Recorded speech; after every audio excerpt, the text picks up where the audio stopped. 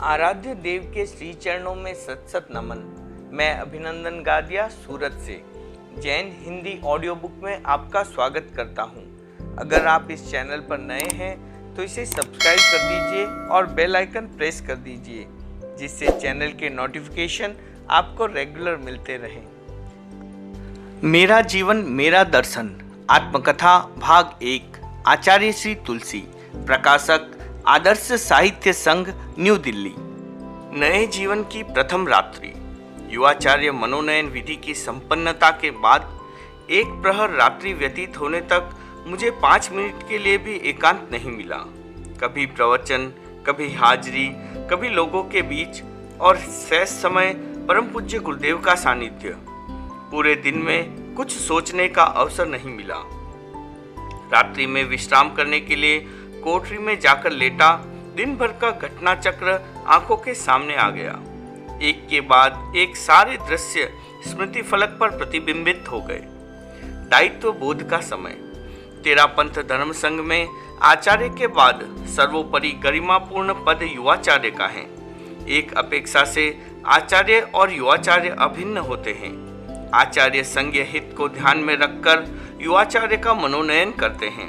पूज्य कालूगणी की कृपा मुझ पर हुई, पर उसके लिए मेरी पूर्व तैयारी नहीं थी। गुरुदेव ने केवल 3 दिन पहले संकेत या निर्देश दिया था।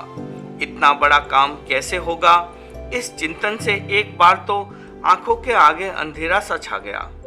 गुरुदेव ने मेरे नन्हे कंधों पर इतना विश्वास कैसे कर लिया? चिंतन की इस धारा ने मुझे आश्चर्य में डुबा दिया।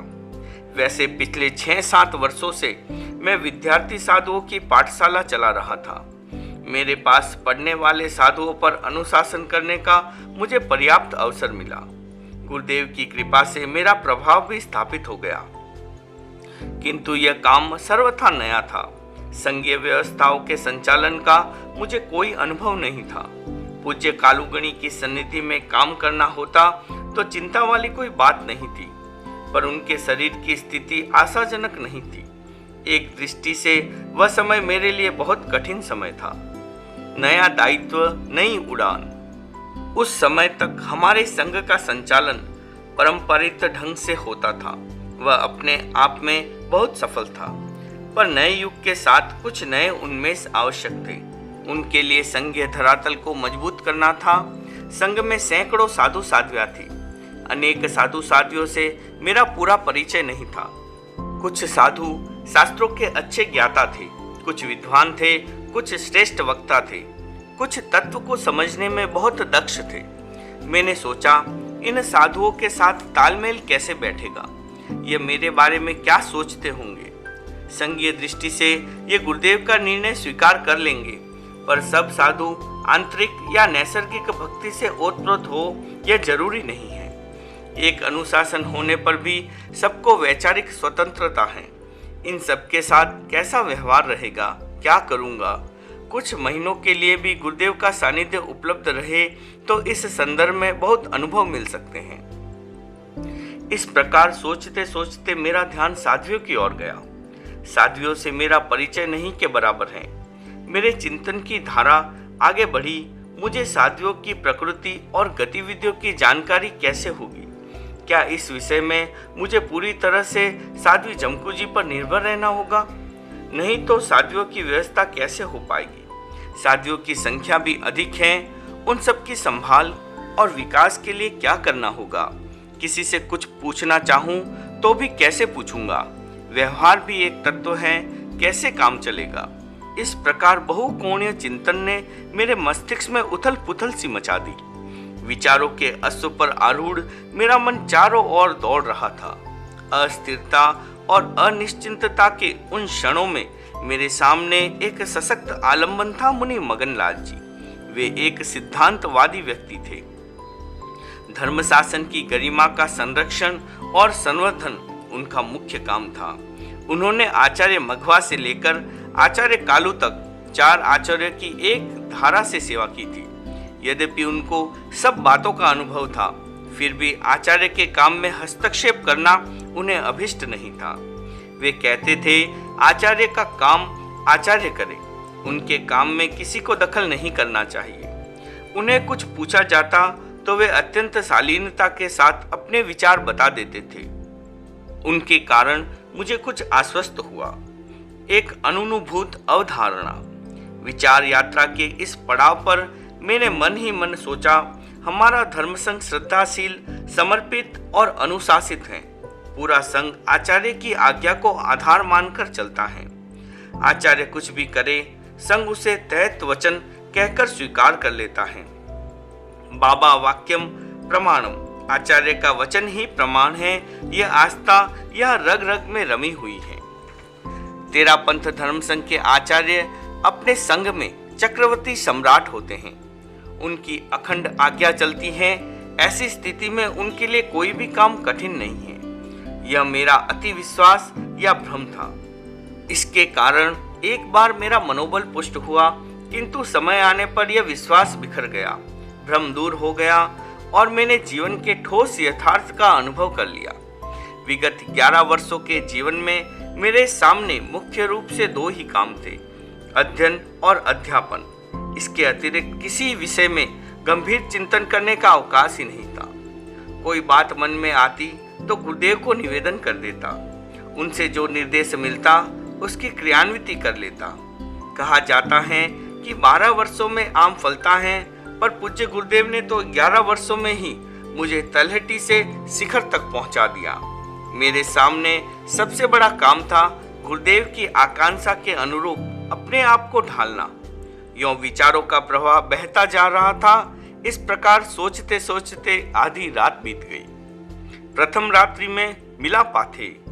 रात्रि में लगभग 1 बजे गुरुदेव के श्वास का वेग बढ़ा। सेवा में बैठे हुए साधु घबरा गए। पंडित रघुनंदन जी और डॉक्टर अश्विनी कुमार वहीं थे। पंडित जी ने नाड़ी देखकर कहा, 3 नाड़ियों में 1 नाड़ी बंद हो गई है। अब आज की रात निकल सके यह संभव नहीं है। यह बात सुन गुरुदेव बोले, तुलसी को बुलाओ, जल्दी बुलाओ। तत्काल साधु मेरे पास पहुंचे। सूचना मिलते ही मैं उठा, गुरुदेव के पास आया और वंदना कर बैठ गया। गुरुदेव उस समय लेटे हुए थे। मुखारविंद दीवार की ओर था। श्वास लेने में कठिनाइयां हो रही थी। मैंने पूछा, श्वास का वेग इतना बढ़ गया, आप कैसा महसूस कर रहे हैं? अनुभवी वैद्य कह रहे थे कि नाड़ी जा रही है। श्वास की कठिनाई का प्रत्यक्ष अनुभव हो रहा था। उस विषम परिस्थिति में लेटे लेटे ही उन्होंने मुझे जो पाथे दिया, सब लोग सुनते ही रह गए। गुरुदेव ने कहा, तुलसी, ये सब साधु साध्वियां अब तेरी शरण में हैं। तू इन सब की संभाल रखना। केवल साधु साध्वियों की ही नहीं, पूरे धर्म शासन की संभाल रखना। कुछ साधु अवस्था में छोटे हैं, कुछ बड़े हैं। तू सबको वात्सल्य देना, सबके प्रति एक नीति से व्यवहार करना, सबके साथ संतुलन बनाए रखना। संघ में कोई साधु साध्वी बाल हैं, वृद्ध हैं, बीमार हैं, अपाहिज हैं, तू सबका ध्यान रखना, सबकी सम्यक सेवा परिचर्या करना। सब साधु साध्वियों को संयम पालन में सहयोग देना। जहां तक हो सके उनके संयम जीवन का निर्वाह करने के लिए प्रयत्नशील रहना।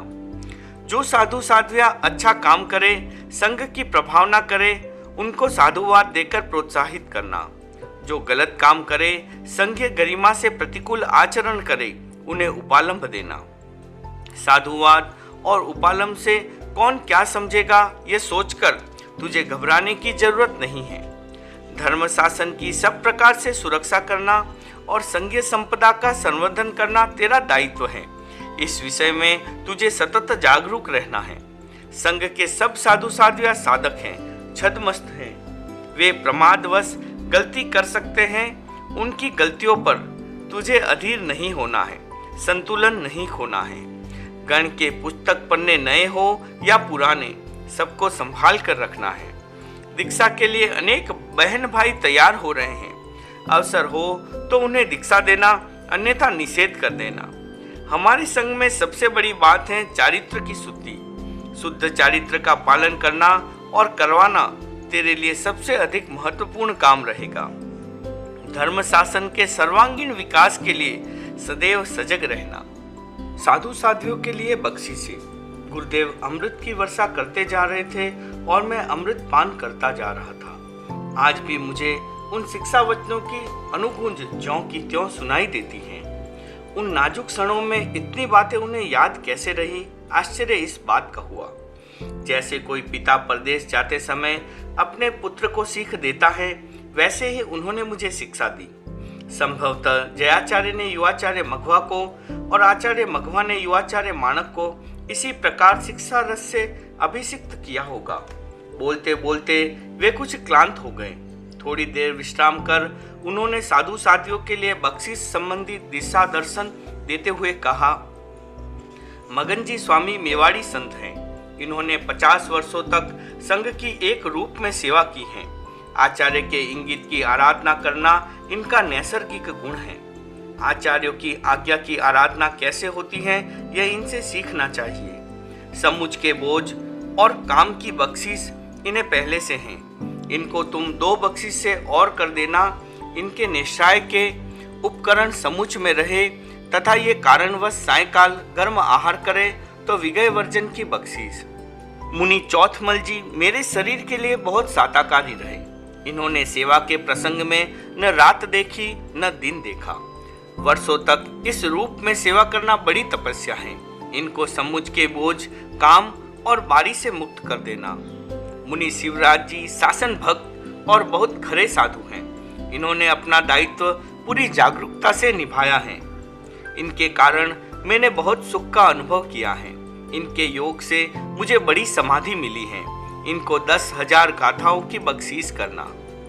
मुनि शिवराज जी के संसार पक्ष से छोटे भाई मुनि हाथीमल जी को 4,000 गाथाओं की बख्शीश करना। मुनि कुंदनमल जी, मुनि सुखलाल जी, मुनि चंपालाल जी और मुनि सोहनलाल जी को 3-3 शीतकाल तक सब कार्यों की बख्शीश करना। गुरुकुलवासी से सब साधुओं को 9-9 बारी की बख्शीश करना। साध्वी जमकू जी बहुत सेवा भावी हैं और आज्ञा की आराधना में सजग हैं। इन्हें समुच के बोझ और सब कामों की बख्शीश करना। गुरुकुलवासी सब साधियों को 2-2 शीतकाल तक सब कामों की बख्शीश करना। एक आश्चर्य, एक आश्वासन। गुरुदेव के उपपात में उस समय अनेक साधु, अनेक श्रावक, वैद्य और डॉक्टर उपस्थित थे। शरीर बहुत दुर्बल हो गया था। श्वास की गति असामान्य थी। बोलने की स्थिति नहीं थी। फिर भी उन्होंने लगभग 1 घंटे तक धारा प्रवाह रूप में अपने उत्तराधिकारी को जो शिक्षाएं दी, जो निर्देश दिए, सुनने वाले देखते रह गए। वैद्य और डॉक्टर भी चकित थे। उन्होंने सब कुछ अपने कानों से सुना, अन्यथा वे उस बात पर विश्वास भी नहीं कर पाते। गुरुदेव की सजगता भी विलक्षण थी। गुरुकुलवासी साधु साधियों में कोई झोली भरकर रेत लाया या पानी की पात्री भी लाया, उसका भी उन्होंने नामोल्लेख पूर्वक स्मरण किया और उसे पुरस्कृत करने का निर्देश दिया। 2 घंटे बाद गुरुदेव का उखड़ा हुआ श्वास जम गया। स्वास्थ्य की स्थिति सामान्य हो गई। देखने वाले को बड़ा आश्चर्य हुआ। सबने अनुभव किया कि ये संयम का बल है, साधना का बल है, ब्रह्मचर्य का बल है, तपस्या का बल है और संग का सौभाग्य है। साधारण व्यक्ति वैसी स्थिति में न तो बोल सकता है और न टिक सकता है। डॉक्टर अश्विनी कुमार स्टेथोस्कोप लेकर स्वास्थ्य की जांच करने लगे तो गुरुदेव बाढ़ स्वर से बोले, डॉक्टर बार बार क्यों घोचा लगाता है? अभी तक मेरा कलेजा नहीं हिला है, मैं ठीक हूँ। इसके बावजूद डॉक्टर ने जांच कर बताया, गुरुदेव का शरीर अब अधिक टिकेगा नहीं। यह निश्चित सा लगता है। इस स्थिति में कितने दिन निकलेंगे कहना कठिन है। आपका मनोबल अपूर्व है। हमारे लिए सबसे बड़ा आश्वासन यही है। मैं सब कुछ सुन रहा था, स्वास्थ्य में आए उतार चढ़ाव को देख रहा था और यह सोचता रहा कि नाड़ी की बंद गति पुनः यथावत चालू हो गई है। श्वास का वेग भी शांत है। इसका अर्थ यह लगाना चाहिए कि अभी मुझे गुरुदेव की सेवा का सौभाग्य मिलेगा। जीवन संध्या के 3 दिन, भाद्रपद शुक्ला चतुर्थी का दिन, संवत्सरी का पूर्व दिन। उस दिन पूज्य गुरुदेव की शारीरिक शक्ति क्षीण होती जा रही थी। दुर्बलता के साथ साथ बेचैनी बढ़ने लगी। एक और स्वास्थ्य की यह स्थिति, दूसरी ओर गुरु दर्शनों के लिए उत्सुक जनता की अपार भीड़। हॉल के अंदर दर्शनार्थी आए और दर्शन करे ऐसी अनुकूलता नहीं थी। इस दृष्टि से हॉल में दर्शनार्थियों की आवाजाही रोक दी गई। रंग भवन के हॉल में दोनों ओर सीढ़ियां हैं। एक ओर से दर्शनार्थी उतर आते बाहर से ही दर्शन करते और दूसरी ओर से नीचे उतर जाते। यह क्रम दिन भर चलता रहा। शरीर की उस चिंतनीय हालत में भी उस दिन गुरुदेव ने केश लोचन कराया। उनके असीम मनोबल के प्रति हम सब प्रणत थे। अब शरीर का क्या करना है? प्रवचन करने और आगंतुक लोगों को संभालने का दायित्व मेरे हिस्से में आ चुका था। हालांकि मैं मानसिक दृष्टि से उखड़ा हुआ था, फिर भी मेरा यह प्रयास था कि मेरे मन के भीतर झांककर किसी को वहां हो रही उथल पुथल देखने का मौका न मिले। इसलिए मैं अपने आप को सामान्य दिखाने का प्रयत्न करता रहा। पूरे दिन के काम संपन्न हुए, सूर्य अस्त हुआ। सायंकालीन प्रतिक्रमण के बाद मैं गुरुदेव की उपासना में बैठ गया।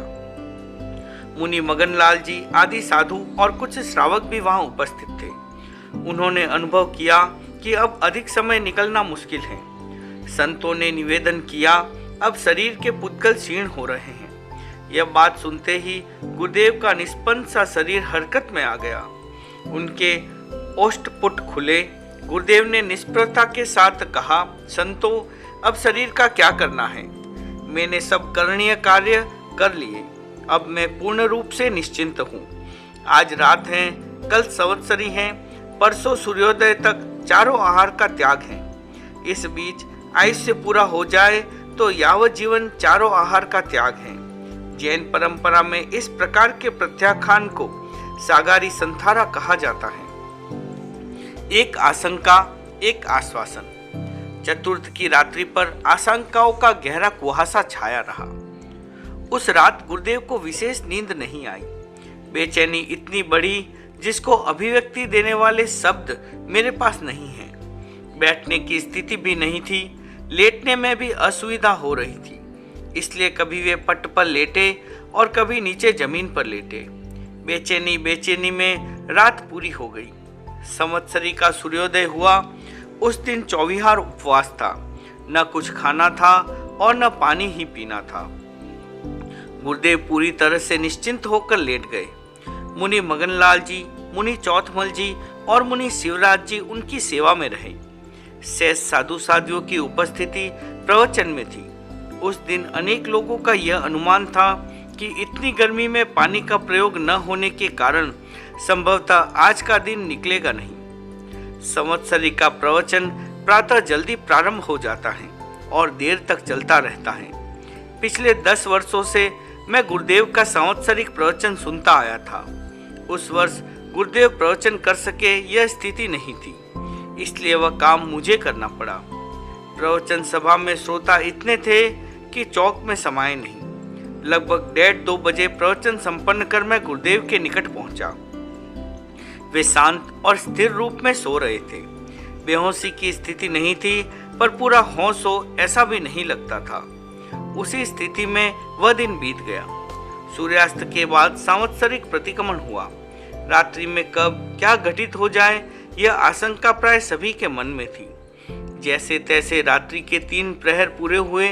अंतिम प्रहर में रात कुछ ठंडी हुई। गुरुदेव की शारीरिक क्लांति कम हुई। मन की बेचैनी घटी। उस समय गुरुदेव ने कहा, अरे कल तो मैं दिन भर लेटा ही रहा।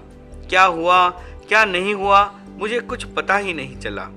कल संवत्सरी थी, गर्मी बहुत थी। उसने, तुलसी ने लंबे समय तक व्याख्यान दिया। मैंने उससे सुख साता भी नहीं पूछी। अब उसे बुलाओ। मैं सामने ही कोठरी में सोया था। संतों द्वारा सूचना प्राप्त होते ही मैं गुरुदेव की सनिधि में पहुंच गया। उन्होंने कृपापूर्ण दृष्टि से मेरी ओर देखकर कहा, कल तेरे कैसा रहा?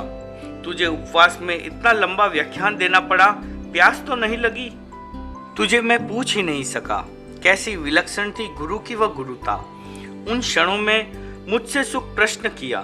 पूछना तो मुझे चाहिए था, पर मैं नहीं पूछ सका।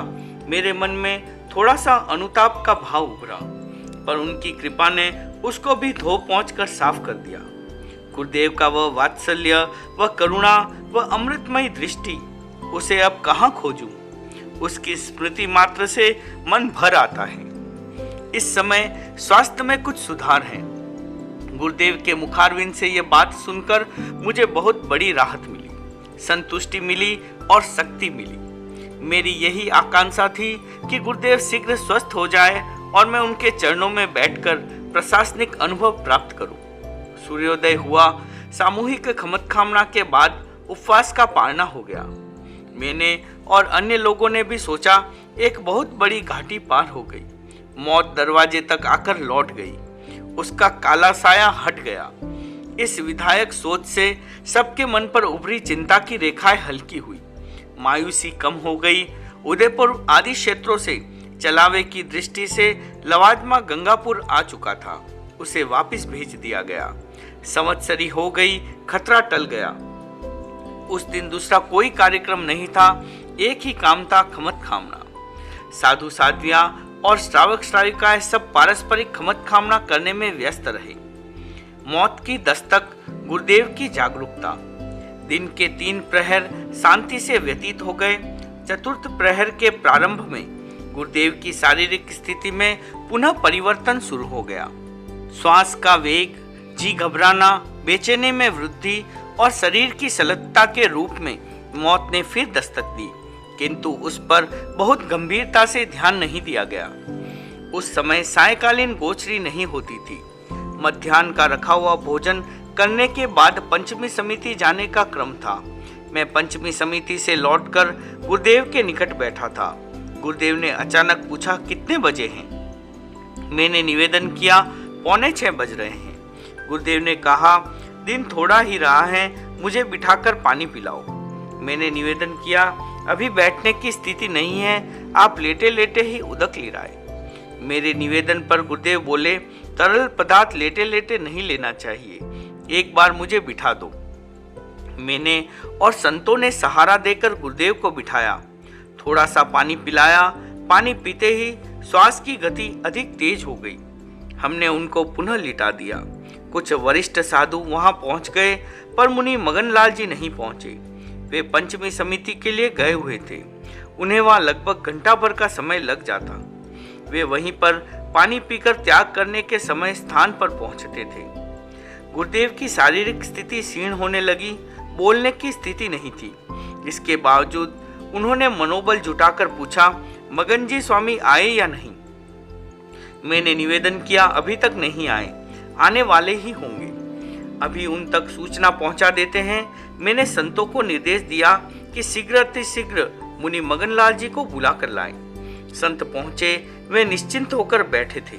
संतों द्वारा जल्दी पहुंचने का संवाद मिलते ही वे चले। यद्यपि शरीर भारी होने के कारण बहुत तेज चलना उनके लिए कठिन था, फिर भी वे शीघ्रता से चलकर स्थान पर पहुंचे। सीढ़ियां चढ़ते चढ़ते वे हांफने लगे। फिर भी 6 बजे तक गुरुदेव के पास पहुंच गए। पहुंचते ही बोले, खम्मा अंदाता मगन हाजिर हैं। अनशन और उसकी सिद्धि। मुनि मगनलाल जी की आवाज सुनकर गुरुदेव ने आंखें खोलकर उनके सामने देखा। मगन जी स्वामी ने उनकी आकृति देखी। उनकी अनुभवी आंखों ने स्थिति की गंभीरता को भांप लिया। वे बोले, अन्नदाता क्या मर्जी है? गुरुदेव बोले, अबे मैं सोच रहा था कि अबे इन 2 अक्षरों का क्या अर्थ हो सकता है। मेरे चिंतन को तत्काल झटका लगा जब मुनि मगनलाल जी बोले, अब आपको संथारा पचका दे? गुरुदेव ने कहा, हाँ। मुनि मगनलाल जी ने आव देखा ना ताव, न किसी से सलाह मशवरा और न पूछताछ। वे शीघ्रता से बोले, अरिहंत सिद्ध भगवान की साक्षी से याव जीवन चारों आहार का त्याग है। यह क्या हुआ? सुबह से शाम तक प्रत्येक काम मुझे पूछकर किया जाता और इतना बड़ा निर्णय लेते समय मुझे सूचित तक नहीं किया गया। एक बार तो मैं स्तब्ध सा रह गया, किंतु तत्काल ही संभल गया। पूछने का समय था ही कहाँ। मेरे हाथ में होम्योपैथिक दवा की पुड़िया थी, वह हाथ में ही रह गई। मैंने मन को मजबूत कर कहा, गुरुदेव आपको अरिहंत और सिद्ध भगवान की शरण है, हम सबको आपकी शरण है। मुनि मगनलाल जी शरण सुनाने में संलग्न थे। पंडित रघुनंदन जी, पंडित घनश्याम दास जी और डॉक्टर अश्विनी कुमार जी सामने खड़े थे। साध्वी झमकू जी आदि कुछ साध्वियां भी वहीं थी। 6:02 पर गुरुदेव को संथारा कराया गया और 7 मिनट बाद 6:09 पर हम सबके सामने उन्होंने आखिरी श्वास लिया। अंतिम आत्म प्रदेश आंखों के द्वारा बाहर निकले। ऐसा प्रतीत हुआ उस समय उनके नेत्र पूर्ण रूप से खुले हुए थे। जैन शासन में अनशन पूर्वक मृत्यु का बहुत महत्व है। इसे वीर मृत्यु, समाधि मृत्यु या मृत्यु महोत्सव के रूप में प्रतिष्ठा प्राप्त है। यह न हो तो जीवन यात्रा में एक कमी का अनुभव किया जाता है। कालुगणी जैसे महान प्रतापी आचार्य के जीवन में यह कमी क्यों रहे, इसका श्रेय हमारे वयोवृद्ध और अनुभवी मुनि मगनलाल जी को मिला। उनको समय पर यह बात सूझ गई। गुरुदेव का वियोग हमारे लिए पीड़ादायक था, किंतु हमें इस बात का संतोष था कि महान आचार्यों का समाधि मरण जिस रूप में होना चाहिए, उसी गौरव के साथ गुरुदेव ने अपनी जीवन यात्रा संपन्न की। सफल जीवन और सफल मृत्यु का एक निदर्शन, पूर्ण शांति और पूर्ण समाधि के क्षण, एक महापुरुष की जीवन यात्रा का पटाक्षेप। ओम अरहम।